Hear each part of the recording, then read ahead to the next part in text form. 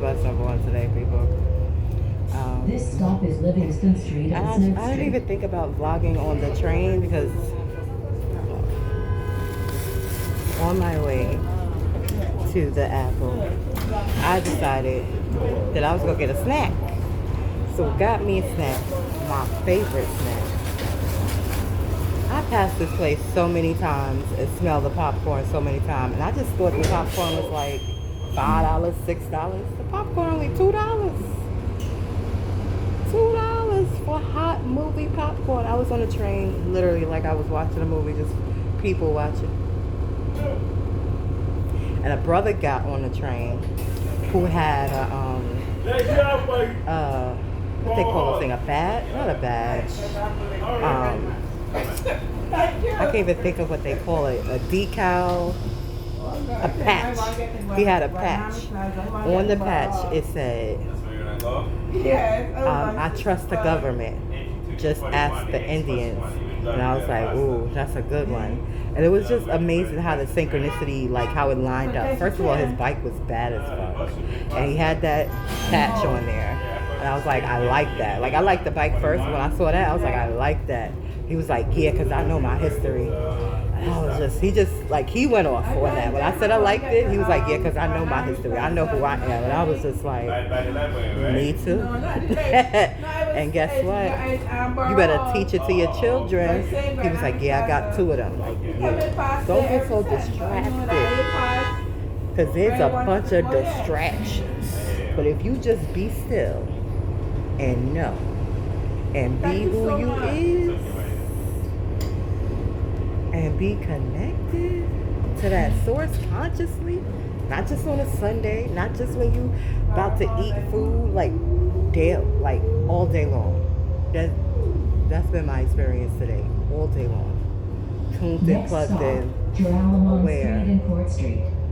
Seeing. Transfers available to the 2, 3, 4, and 5 trains. B103 Limited, B25, B26, B38, and B38 Limited.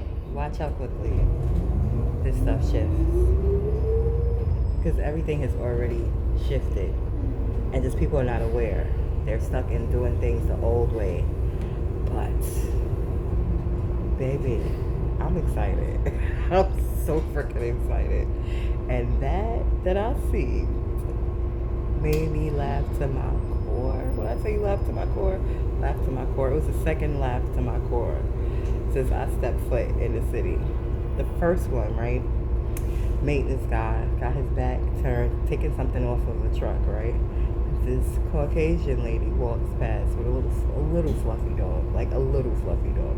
You could tell the difference between a little dog growl and a big dog growl. This dude had to be over 6 feet, right? The dog seen him. It growled at him.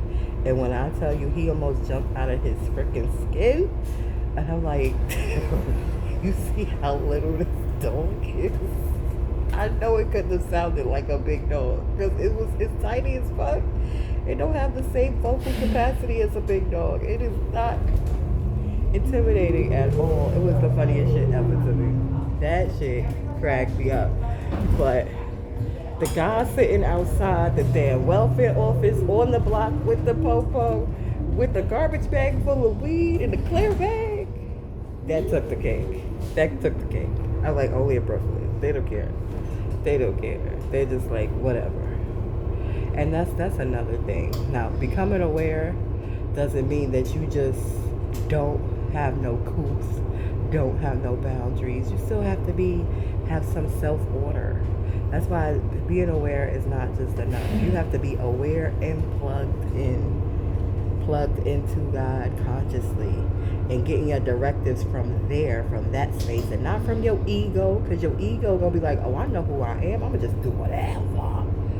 And I really feel, because I feel like the Europeans, some of them, I'm not going to say a lot of them, but I feel some of them feel really guilty, but they are in a very precarious situation, because we know that children are not born to be haters.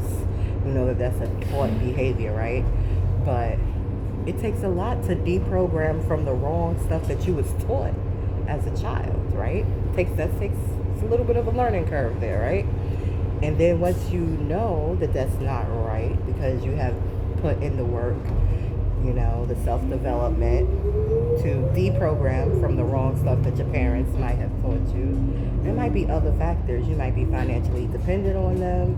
You just may not know what to do, how to connect, how to make up, you know. And so they do other weird stuff like pay people to whip their ass. You know, they got a whole bunch of freaky kinks that they deal with their guilt. But that's not a proper way. You know, it makes them feel good for the moment and they go back out there, and there's so many different positions that are just like unethical in our own government. You know, they do things that are unethical. Prime example, I'm born here on this land, my ancestral land. I'm indigenous to this land, and they're making it a whole fiasco to give me my passport. Now, I done gave them copies of my ID, my social security card, even my birth certificate, which I don't use. But I even accessed it just so they could see, okay, this is where I was, this is where I am. I'm a national. Produce my document, please. And when I tell you they got their balls in a bunch in Virginia, ooh, they got their balls in a bunch. They sent me 3 letters. First, they sent the 2 letters that they first sent me, they sent physical letters. This one, they sent me an email. I'm like, really? You go keep asking me the same questions? I am that I am.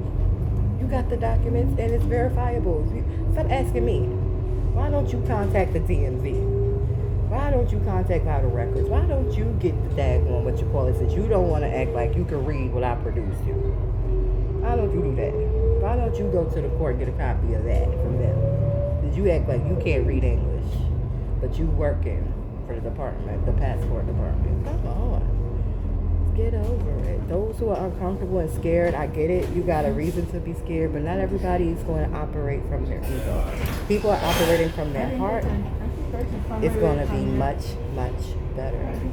So instead of being fearful, just take accountability for whatever wrong that you may be contributing to the big scheme of things, and stop doing it.